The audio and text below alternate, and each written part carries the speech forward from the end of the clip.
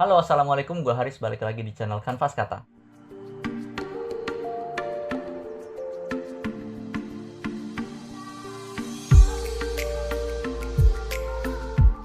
Ya, untuk video kali ini gue akan nge-review buku lagi. Novel yang akan gue review kali ini adalah novel yang cukup populer di Indonesia dan juga udah dicetak berkali-kali. Judulnya adalah Pulang, karya Terelie.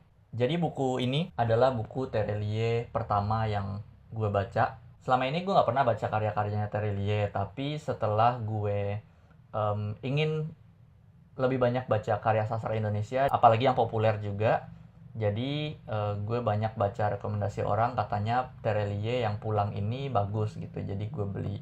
Oke, sebelum ke review keseluruhan, gue akan bahas pertama covernya dulu. Ya, di sini bisa kalian lihat ilustrasi yang ada di sampul buku ini adalah kayak desa kecil di sebuah perbukitan yang masih asri dan masih sangat desa gitu ya. Dan ini cocok untuk menggambarkan latar belakang si tokoh utama yang namanya itu Bujang, yang dia adalah seorang pemuda berasal dari desa kecil di lereng Bukit Barisan di Pulau Sumatera. Dan menurut gue desain ini lebih cocok dan lebih bagus dibanding desain yang sebelumnya. Gue pernah lihat desain buku Pulang ini yang sebelum ini dan kayaknya ini lebih cocok aja gitu dengan ceritanya. Cuman karena nggak tahu cerita Pulang ini tentang apa, dan juga kalian lihat di sini nggak ada blurbnya sama sekali. Ini cuman kayak kesimpulan apa sih? Kesimpulan sederhana gitu. Gue ngeliat ini dan judulnya Pulang. Ekspektasi gue sebatas cerita anak muda kampung yang pergi merantau ke ibu kota, mungkin kerja atau mungkin kuliah dan lain-lain. Itu ekspektasi gue sih sebelum baca buku ini. Tapi setelah baca buku ini ternyata jauh melebihi ekspektasi gue. Sedikit aja sinopsis. Jadi si Bujang ini, anak muda yang merantau dari kampung kecil ini, dibawa oleh teman bapaknya yang bernama Toke Muda.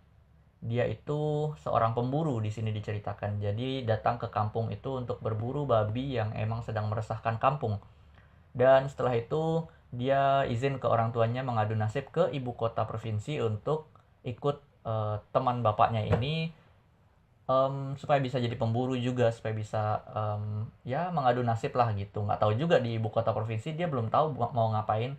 Daripada di kampung nggak ada kerjaan dan nggak jelas hidupnya, mending dia ke ibu kota provinsi. Dan ternyata kemudian diketahui bahwa Toke Muda tadi itu adalah gelar atau sebutan untuk seorang pemimpin mafia di sana, di ibu kota provinsi itu. Jadi mafia perdagangan yang mengurusi ekspor impor ilegal, perizinan perizinan kapal yang ilegal dan lain-lain, itu urusannya ke Toke Muda tadi. Jadi dimulailah di situ karir si Bujang ini untuk menjadi seorang tukang pukul awalnya.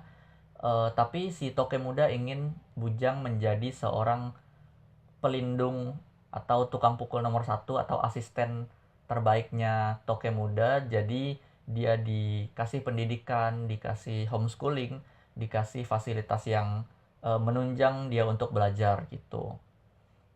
Dan seluruh ceritanya setebal ini ya tentang perjalanan si Bujang menjadi mafia besar.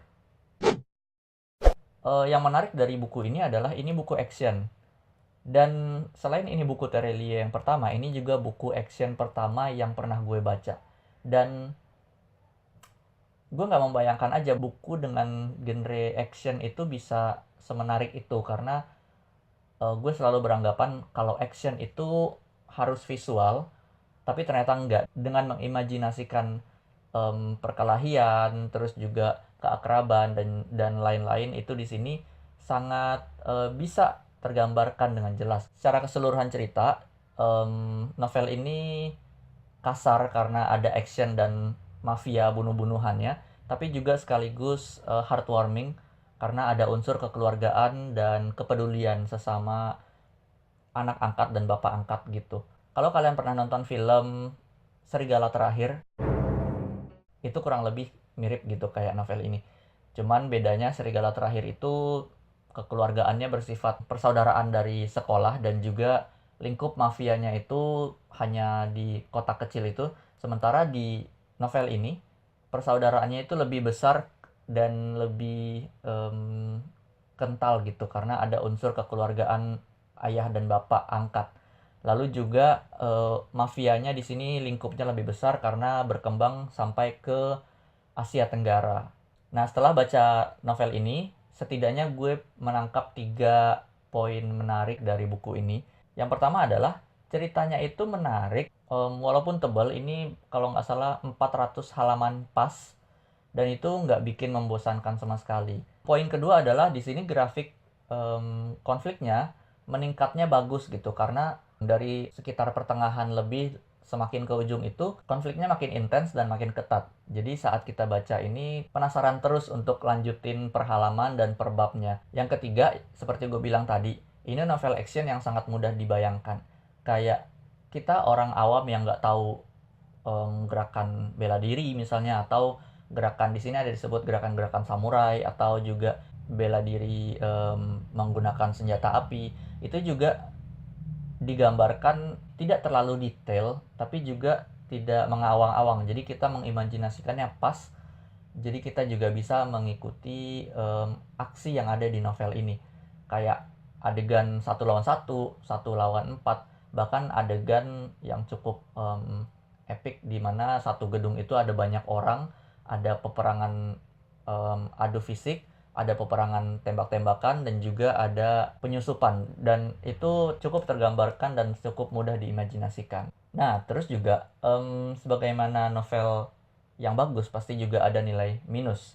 Di sini gue menangkap ada 2 nilai minus yang menurut gue untung aja nggak banyak gitu. Kalau banyak porsinya di novel ini mungkin jadi mengganggu, sangat mengganggu. Yang pertama adalah memanjakan pembaca. Ada 2 atau 3 tempat dalam paragraf di novel ini yang memberikan deskripsi yang sebenarnya tidak perlu diberikan. Seolah-olah si penulis beranggapan bahwa pembaca itu nggak bisa mengimajinasikan atau nggak bisa nangkep sampai harus dijelasin gitu.